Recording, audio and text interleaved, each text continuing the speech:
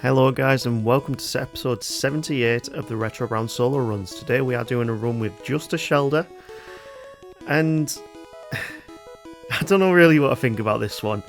Shellder is honestly kind of bad. I mean, let's look at the base stats. We've got a 305 base stat total, but that's predominantly in its 100 base defense, which in itself is pretty good, but it doesn't leave much else to work with really.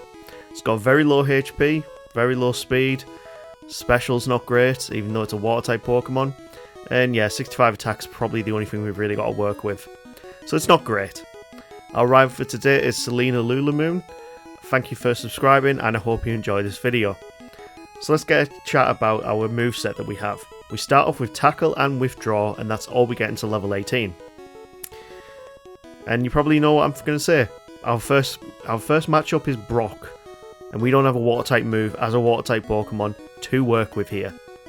So yeah, we don't really have too much to work with. And that means that we now need to worry about what we're actually going to do to get ourselves past Brock. We don't get any other moves till level 18, which means we're probably going to have to make do with just Withdraw and Tackle. But it may be a scenario that we have to go up to level 18 just to get Supersonic, just to make it even possible. Let's see how we do against Selena at this point. And yeah, Tackle is doing barely any damage, which is not great. We could use Withdraw, but it's only going to draw out the battle, and to be fair, we're going for times on this. We do manage to win, but that's because the Bulbasaur doesn't have any grass type moves at this point, and yeah, our defense is actually saving us here. So this brings us on to the Light Years trainer in Brock's gym. We've got up to level 12 from fighting through Viridian Forest and a few wild Pokemon, but it's not enough really to help us through this fight. The Sandshrew is tanky enough as it is, and because it's got Sand Attack, we don't hit and we lose. So we backtrack a bit and go against Selena again over on the west of Viridian. We're pretty much just doing this for the levels right now. We might as well go and get the experience where we can. And we get up to level 13 against the Bulbasaur. Our big defense is actually really helping us out in this early game because a lot of the Pokemon use normal type moves, and they're all physical. It's only really into the mid to the late game that you start seeing those special type moves. So at level 14 we can go against the Light Years trainer again. The Diglett is no problem, but that Sandshrew is such an annoying mouse. Shrew, yeah, it's Sandshrew, so it's a shrew. And we get right down to the wire, and even at that point a scratch can still take us out. But it's not too far away, so we actually do have a chance to win this at the level we're at. So we're just going to go straight for the tackles. There's no point using Withdraw to get our defense up, because we're just wasting turns that we could actually attack in this scenario. We can manage to get a clutch critical hit, and that gives us the win, meaning we can actually go against Brock for the first time. Brock is going to be a nightmare. So we are going to start off by using Withdraw. If we can keep our defense high, it reduces the amount of damage that we can take. But we don't have all too much PP to work with when it actually comes to Tackle. We've only got 35 chances to use it, and we've got to hope for the crits, which we are not going to get many of because our speed is so low. If you're not aware, in Gen 1, your critical hit chance is based off your base speed. So if you are likes of, I'm trying to think of a quick Pokemon here. Persian has got a very high base speed, which means it does get a lot of critical hits. But yeah, with 40 base speed, it's not a lot to work with really. And even at level 14, we barely make it past the Geodude with 11 HP. Our low HP stat as well is not helping us out here. And of course, Onix is going to use Bide whenever it gets the chance. We don't have much to work with, and yeah, this is ultimately going to be a loss, because we just can't deal enough damage out. He's going to keep using Screech whenever he can, and yeah, Tackle just doesn't do the damage. We've only got 2 PP left, and a hell of a lot of HP to take off on the Onix. So, what can we actually do differently? There's not really too much we can in all hindsight. We're just going to have to let the Onix take us out here and go and get up some more levels. It's literally all we can do. And it's going to have to be getting up towards the level 18 mark where we do get Supersonic. But at level 16, we're going to give it another try. We've got 41 HP to work with this time. And it feels like we're doing even worse than the previous attempt. The RNG's not worked in our favour so far. And it's only when he starts using defense curl a lot more that we can actually get our hits in. But we're pretty much just doing 1 bit of damage per hit. We do get a clutch critical there. Takes off a tiny bit of damage, but it's not enough to take it out in 1. Meaning we are just wasting our PP, and by the time we even get to the Onyx, we may only just have about 10 uses of tackle left. It's going to be a long drawn out fight. It's not going to be a fun fight to watch. But yeah, with 8 attempts of tackle to use, we miss 1. He goes for bide. We're going to have to use withdraw again. And we just don't, mathematically, unless we started using struggle, even with the amount of HP we have, it's not going to be possible even at level 16. We just can't deal out enough damage at this level. So that only leaves one thing for us to do. We need to level up to level 18, and that's because we need the move Supersonic. It's an awful move at 55 base accuracy, but it's going to be the key move to get us through this fight. If they hit themselves in confusion, they'll do more damage to themselves than we will do. And of course, it also doesn't give them a chance to use a defense increasing move, but it gives us a chance to get more hits in and reduce the amount of times we need to use tackle to get through the fight. It's a cheesy strategy, but this is all we've really got to work with. We don't get Clamp until level 23, and even then Clamp is not the greatest of moves.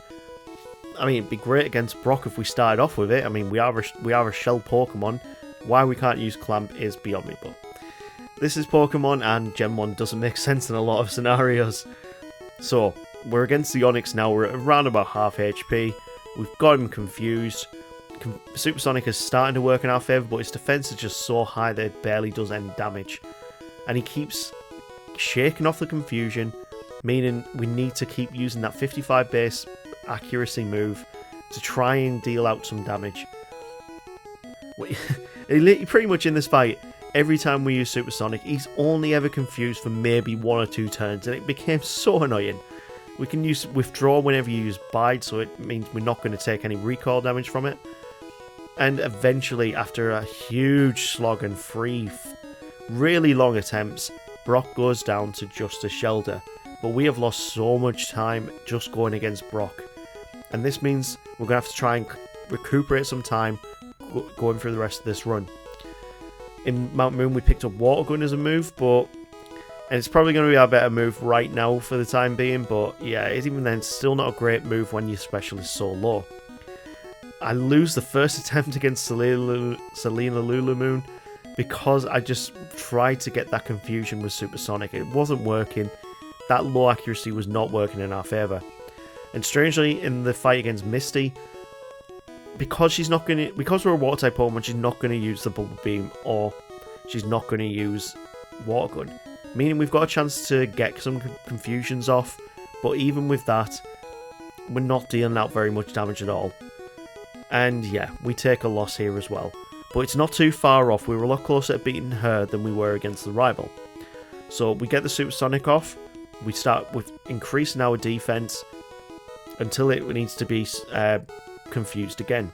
So we've got a bit of defense now to work with because they're only going to use tackle, and Staryu's only dealing out 2 HP. So we take it down with a lot more HP than last time. We're going to confuse the Starmie and then just go straight for the tackles. It's all we can do. There's no other moves we can go and learn right now until we get Bubble Beam after beating Misty. So right now, this is the best moveset we have to work with. And we get down to such little HP. We get down to 1 HP and we manage to take the win at level 21. So we can do this one at the level cap, which I was quite surprised at. So let's try again against Lululemon. So this time we've got Bubble Beam on our moveset, which is much better than last time. We're going to try and deal out as much damage with this as possible. While we're against Diabra, we can use Withdraw because it only has Teleport as a move, meaning this is a free fight and we can get our defense as high as we need to. Bubble Beam does huge damage to Rattata, and then we can confuse the Bulbasaur. Annoyingly, we do get Leech Seeded, but with a combination of Confusion and Tackle, we take the win at around about half HP. So we've had a big slog to get to this point, and we want to get up to level 23 or to level 30 so we can start getting a bit of variation with our moves. The main thing is we want Aurora Beam right now, because it's going to be good against the flying type Pokemon, but eventually we want to get to level 50 where we can get Ice Beam. More than likely though, by the time we get a Celadon we won't be level 50, so we can pick up the TM and get it ahead of time. We do lose to the Raticate on this attempt, and this is just showing how bad a Shellder is. The Cloyster run was actually pretty fun. It's a good Pokemon, Cloyster. Its defenses are the highest in Gen 1, but its pre-evolution Shellder is honestly really garbage. It's not fast, it doesn't deal out big damage, and yeah, we just keep on losing. Withdraw, it's good in this early game to get our defenses up, but we're starting to go against a lot more Pokemon with special type moves, for the Kadabra for example. And that means a third attempt against the SSN rival is something that we haven't done for a long time, not even with bad Pokemon really. So, we're back to the Kadabra. If we get Clamp, then we can lock them in and deal out decent damage. It's a good... Clamp is a pretty good move considering it is a multi-hit move, but once we get to the Ivysaur, we need to deal out the damage as quick as we can, and we've got rid of Tackle, so we only have Water-type moves to deal out damage with, which of course, they are resisted to. But thankfully that Confusion pulls through for us, and at level 26, we get the win finally. This is a slog of a run. While we were in Vermilion, it was worth our time to try and go against Surge, but I went in this at half HP and we just got decimated by the Voltorb. Meaning, it's going to be worth our time to just skip Surge for now. We don't have the type advantage. We can move off to Rock Tunnel where we do have a bit of a type advantage against a lot of Pokemon, especially the Exploding Hiker. So, before we even get to Rock Tunnel, though, we do have the Rapinlass on the east of Cerulean to deal with, who has got 4 Grass-type Pokemon, and we only have Water-type moves. So this is actually a bit of a slog of a battle, and we don't have much to work with to deal out big damage. We need to get Confusion off, and we need to Clamp. That way, we can deal as much damage out as we can. We've given them as little turns to work with. What we don't want to happen is to get put to sleep and get wrapped by the Bellsprouts. The most annoying thing about these Bellsprouts as well, they do have Vine Whip and they are using Growth, meaning their special is increasing at a really high rate. We get poisoned and finally take the win. And finally we get through to the Exploding Hiker, which gives us one of the easiest wins we've had in the entire run so far. We've had to wait to nearly the mid-game here just to get a first time win against an opponent. Yeah, Shellder is bad. So while we're in Cerulean, we can pick up our vitamins, we can move on to get an Ice Beam, and then moving our way back over. You know what, we'll go to the Rocket Game Corner today and try against Giovanni. Because it's such a bad Pokemon, it's going to be worth us getting the levels we can from him first, and then from there, we'll see how we do against Erica, and if we don't do well against her, we always can leave her and go straight to Lavender Tower and beat the rival. Because we can pick up the Silph Scope here, dig out, and then our options... Oh well, we're actually back in Lavender, so yeah, we are going to go against the rival in Lavender Tower. So, this is usually a very easy fight. We've now got Aurora Beam, which means the Pidgeotto is not a problem, but the Gyarados is going to be a problem. We actually will learn no moves which are super effective against it in this run, unless we decided to mimic another move, but to be fair, there's not many electric type moves when you get to the Elite Four. The Growlithe is going to be an easy fight. Kadabra, we have learnt Double Edge, which means that we can deal out some good physical damage, take advantage of that 65 attack stat, but even at level 34 we're struggling against the rival in Lavender Tower. And it all comes down to that Gyarados. The fact that it has Dragon Rage at this point, and that pretty much does half of our HP in one shot, yeah, if they decide to use Dragon Rage twice, this fight is an absolute no-go, and this took us a lot of tries to get through. When we finally get through to the Ivysaur, I just decide to go for it. We're going to Ice Beam. We don't need Aurora Beam anymore. Ice Beam is far superior. And we finally take the win. That took quite a lot of attempts. We are really struggling in this fight. So, Erica has her Grass-type Pokemon. We have Ice Beam. As long as we don't get put to sleep, this should be a fight that we can easily win. We're at level 37 going into this. This is one of the higher levels I've ever had to be into this fight. And you can see that just one Petal Dance nearly took us out. So if we got hit by Razor Leaf, there's no telling that we would have actually lost that fight. So now we've beaten Celadon, we can go... The game opens up now, so we can actually go over to Saffron City and we can try and do a bit of Silph Core while we're here. If we can do this now, it means that we can recuperate some more of that time that we lost against Brock. The Gyarados is still an issue though, but one of the best things about Ice Beam, it has that chance to freeze, and that is pretty much the only way I found to get past this Gyarados. And even with getting past this Gyarados, we're not doing very well on our HP. We can take out quite a lot of our Pokemon with one shot, but yeah, Supersonic is now just becoming a useless move for us. We need to go elsewhere and find some better moves. And the only other place we can think to do that right now, we can go over to the Safari Zone and we can get Surf as a move, meaning we've got a more powerful Water type stab bonus move to use. And Bubble Beam has just lost its potency now. It's really inferior compared to Surf. So while we're here, we might as well go against Koga and see how we do here. We don't have a type advantage with any of our moves, but Surf does big damage, meaning we can get through most of his Pokemon quite comfortably, really. And even at level 47, we are really high leveled for a Koga. There's a few Pokemon we've done runs with recently where we've really been high level for this, for the Koga fight of all things, but they're just really bad Pokemon. But one good thing about Shellder is that big defense which can tank a self-destruct, meaning we take the badge and we can go back to Saffron and try and get past Silph Core. Selena, you are really giving me a challenge in this one with this Pokemon, so yeah, kudos to you. We've freezed that Gyarados again, meaning we don't take any damage going into the Growlithe. Surf is a one-shot. And next up is the Alakazam, and since we've got a lot more HP, it makes sense that we could actually use Double Edge, take it out in one, and that brings us on to the Venusaur. Now if we get a freeze here, which we won't because we misclicked on Supersonic. Great, let's try that again. We're not too far off. So, Ice Beam, perfect against the Pidgeot. We have taken a Sand Attack there, and we need to make sure that that Gyarados gets confused, and then we can try and take it out with Ice Beam. We don't take any damage again going into the Growlithe. And then the Alakazam again, we're just going to go straight. Oh, Supersonic again. Right. I should have went for Double Edge straight away. Which means... Oh wow, Ice Beam crit. Well, there's one way to win the fight. Okay, so we've beaten Rival 5, meaning we've now got Giovanni to contend with. And we pick up our Lapras. But I also need to go and heal.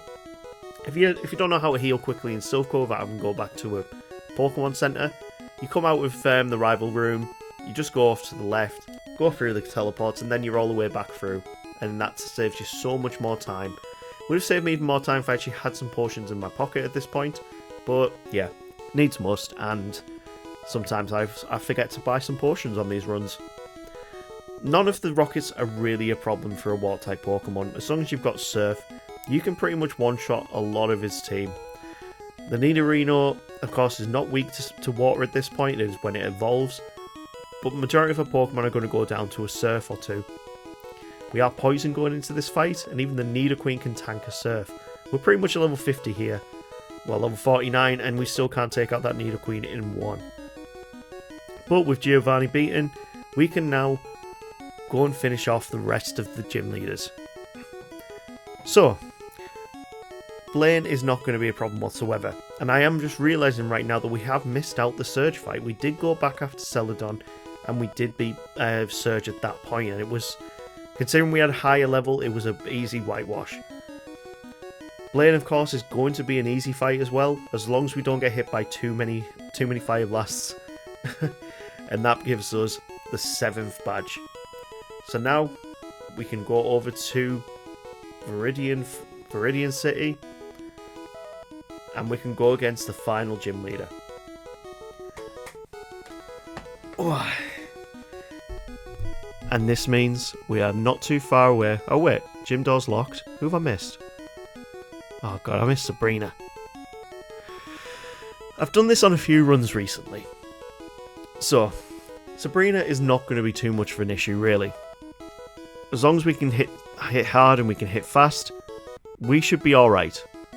Supersonic does get disabled, but yeah, Surf is a perfect move for this fight. Venomoth is going to be weak to... It's not even weak to Ice Beam, what am I talking about?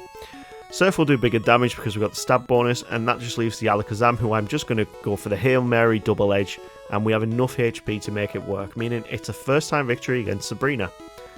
I always remember back in the day when I played this, Sabrina was always the gym leader I was terrified of going against. And I don't know why, considering I've done some of these runs recently. She's actually very, very easy if you know what moves to use. And you know the difference between the physical and the special. Because I always used to think Alakazam was the absolute god of Pokemon in Gen 1. I remember back in the day, I had an Alakazam that I somehow... Looking back, it must have had perfect IVs, because no matter what Pokemon I went against, it was always a one-shot with Psychic. Whereas when I came to do my Alakazam run earlier in this channel, I actually didn't do as well as I thought I would with an Alakazam. And yeah, that's kind of saddening, considering how much I adored Alakazam back in the past. Anyway, I've rambled on for a little bit. Let's talk a bit about the rival fight before the Elite Four. So... we take a lot of damage here. We've lost a lot of HP, meaning we couldn't use Double Edge, and that means we take a loss here. We need to get through to that Alakazam, taking as little damage as possible, and getting a freeze on that Pidgeot is going to definitely help that. Rhyhorn will go down to 1 Surf. Gyarados, of course, is a worry. Basically, we just want him to use Bite, or we want him to use Leer, and we need to keep him confused to do some more damage to himself. We can't get the freeze this time round, but we've got more HP to work with going into that Alakazam. Alakazam, as long as we can just use Double Edge... Oh, use Reflect, you... jammy so-and-so. Anyway, we get the Supersonic off on the Venusaur. It hits itself with Confusion, giving us an opening to actually use a second Ice Beam and take the win. Level 58, before we even got to the Elite Four. I'm worried why a lot of these Pokemon recently are just taking us ages to actually get through. But they are quite generally very bad Pokemon. Against Lorelei, we don't have a type advantage, but what we do have is her Grid AI working in our favour. She predominantly has Water-type Pokemon, meaning she won't use Water-type moves on us. But what she will use is other types of moves, such as Growl on the Slowbro, which means Double Edge will not have much potency, but it's fine because Surf is a special type move, meaning we can do big damage with Surf even though they have resisted types. Annoyingly, we do get paralysed, we need to get that Lapras confused, and it keeps trying to confuse us as well, meaning we are taking lots of damage, hitting ourselves in confusion, and we just need one more hit. Please, Surf, just hit. No, Body Slam hit. Okay, let's try that again. Lorelei is quite annoying for this Pokemon. We can't freeze any other Pokemon pretty much because they have that secondary type, Ice type, apart from the Slowbro, which can be frozen. We need to get them confused, and then we need to take them down with Surf. I have put Rest on our moveset now. Double Edge just wasn't working for us really with this fight. And with the fights coming up, Surf and Ice Beam should be all we need, really, to get through this. I'm really impressed that I managed to keep Supersonic this long into the run, considering my disdain for the move. And annoyingly, this Dugong just keeps waking up and going back to sleep until it finally takes itself down with confusion damage. The Cloyster itself is not a problem whatsoever. The most annoying thing is the fact that it actually knows Supersonic itself. But Surf is actually quite a powerful move to use against it. Because it has very low special moves will do a lot to a Cloyster. Just don't use physical type moves on it because that 180 base is going to just destroy you. Anyway, Slowbro, it's a tanky Pokemon and we are starting to run out of PP here. We've run out of PP for Ice Beam now, so we're going to have to confuse and see what we can do here. Surf will do decent damage against the Jinx, and that leaves us with half our HP now to try and work against this Lapras. Body Slam does big damage, and this is why we brought Rest, so we can get our HP back. Once we've woken up, we can confuse them again, and this is going to become more of a drawn out fight. Surf has not got much PP left to work with, and yeah, we're just going to have to keep trying our best against this Lapras.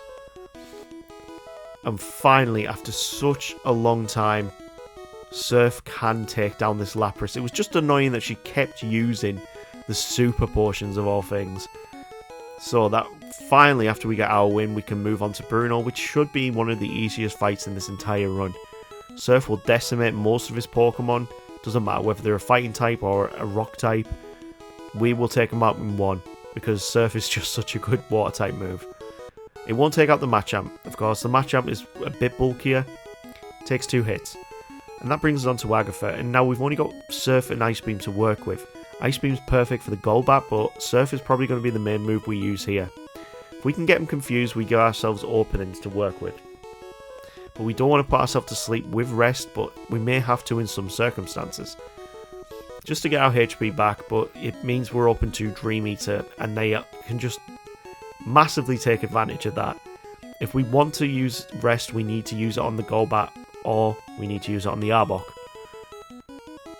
So let's try this again. If we can get that Gengar frozen, we can rest up and we can get our HP back without any worry of what to do. We can through to the Haunter, and we're going to use Surf on this one. We are on quite low HP, meaning we're going to have to try and freeze this Arbok, but it gets a paralysis off on us, but we can rest up to get rid of that. And now we just need to wake up and get through this fight. I want to get as much HP back as possible before that Gengar, but it doesn't give us the option. We can rest to get rid of the poison damage, but I just went for it. And we freeze the Gengar in the last minute with 1 HP, and then poison takes us out. I should have rested at that last minute. I shouldn't have just went for the Hail Mary. Let's try this one last time. So, we don't have a great time against this first Gengar. It takes us a while to get it to confuse, and then she switches out. But we can take out the Golbat quite easily, and then we get put to sleep. And then she switches out again into Haunter, and then back again into a Gengar. I've never seen so much switching from Agatha in one of these runs. But because she was switching out so much, it gave us enough chances to wake up, get our HP back, confuse them, and put ourselves in the best possible scenario. Her first Gengar is still on the table here, guys.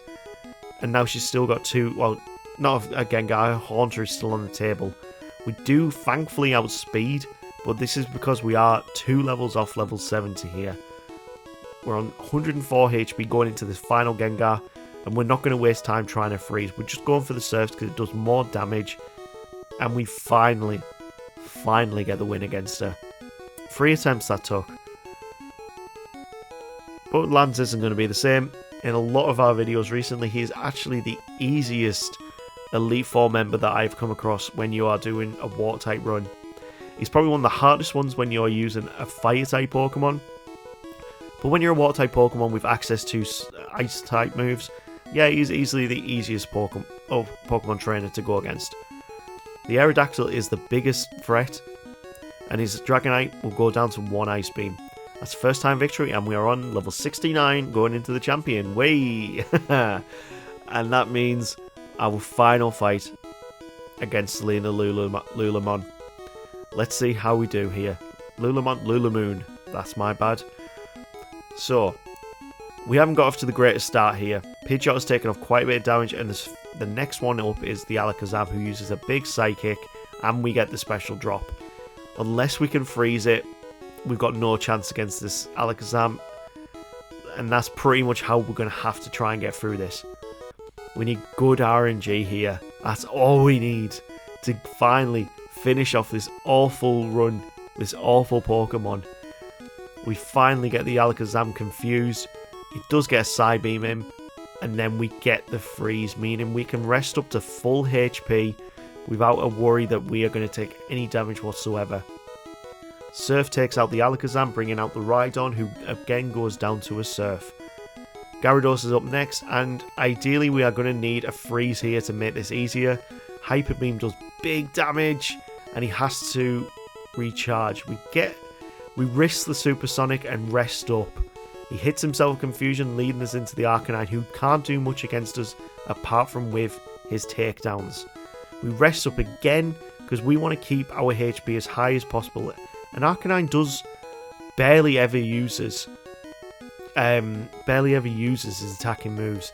giving us a chance to get Venusaur on the field, use Ice Beam and take the win. What an annoying run this one has been. This took ages and I am not happy with this end time. Level 70 at 7 hours 44 minutes. This is one of the slowest runs we have ever done. And I'm not happy that it came with a Shellder. Either way, we have completed this run and we can move on to the next video. So, now we need to spin the wheel. I don't know what you're hoping for, but I'm hoping for a much easier... Magnemite. That would be just as hard as the bloody Shellder run. Okay, next up is Slowpoke. We have done the Slowpoke run quite recently. What's next? Please give me something good. Tangela. I think I'm going to have to go with Magnemite. We have not done anything of this line yet, and we've not done electric type Pokemon for a while. But this is going to hurt, and you will find out why in the next episode. If you got to this point in the video, guys, please share, like, subscribe, you legends. And we will see you in the next video. Take care.